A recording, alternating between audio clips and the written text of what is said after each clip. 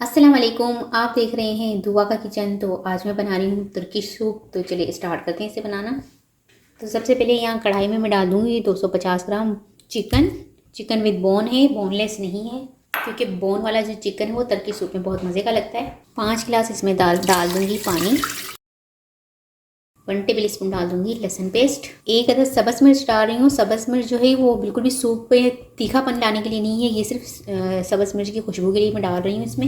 1 teaspoon नमक, 1 teaspoon काली मिर्च साबुत वाली। इसे कवर कर दूँगी और चिकन को टेंडर होने तक पकाएंगे दरमियानी आंच पर। तो यहाँ पर ये देखिए चिकन जो है हमारा वो अच्छी तरह से टेंडर हो चुका है। तो जो ये चिकन है उसको हम श्रेड कर लेंगे, इसकी बोन्स अलग कर देंगे और जो इसका मीट है उसको अलग कर देंगे, और यखनी है इसको हम छान लेंगे।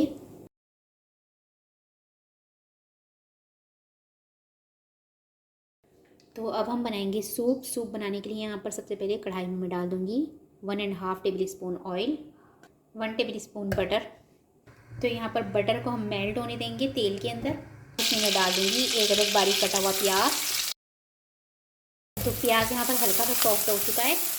अब इसमें मैं डाल दूँगी 1 टीस्पून लहसुन पेस्ट। मिक्स कर लेंगे और लहसुन का कच्चापन ख़त्म होने तक पकाएंगे।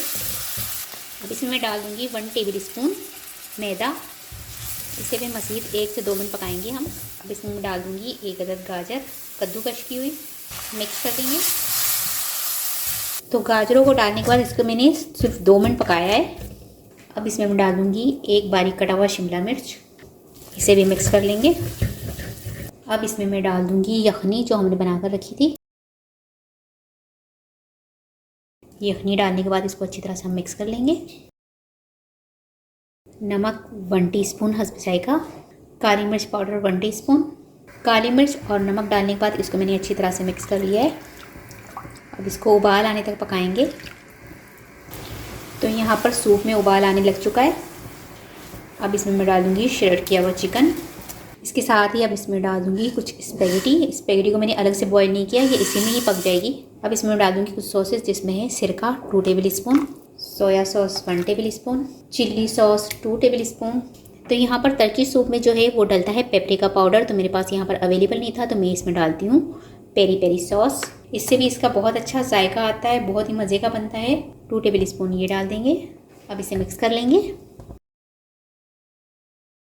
कवर करके 15 मिनट पकाएंगे मीडियम फ्लेम पर। तो यहाँ पर ये देखें जो स्पेगेटी थी वो भी हमारी अच्छे से बॉईल हो चुकी है। अब इसमें थिकनेस लाने के लिए यहाँ पर मैंने 1.5 टेबल स्पून कॉर्नफ्लोर लिया था और इसमें थोड़ा सा पानी डाल के इसका मिक्सचर बना लिया। तो ये लिक्विड इसमें डाल देंगे और साथ साथ हिलाते जाएंगे और इसको मज़ीद थिक होने तक 5 मिनट पकाएंगे। तो साथ साथ इसमें मैं स्पैचुला चलाती जा रही हूँ ताकि जो है इसकी अच्छी सी थिकनेस आ जाए और जो हमने कॉर्नफ्लोर डाला है उससे इसमें कोई लम्स ना बने। तो इसमें बहुत अच्छी सी थिकनेस आ चुकी है, देखें सूप की।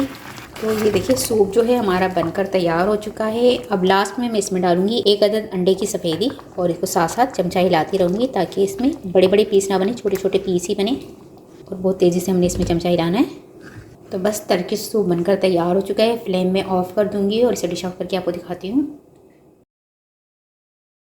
आखिर में इस पर डाल दूँगी कोरिएंडर और इसे डिश आउट करके आपको दिखाती हूँ। तो बहुत ही मज़ेदार सा हमारा तुर्किश सूप बनकर तैयार हो चुका है। उम्मीद है कि आज की रेसिपी आपको ज़रूर पसंद आई होगी। रेसिपी पसंद आए तो मुझे कमेंट्स में बताइएगा कैसी लगी रेसिपी।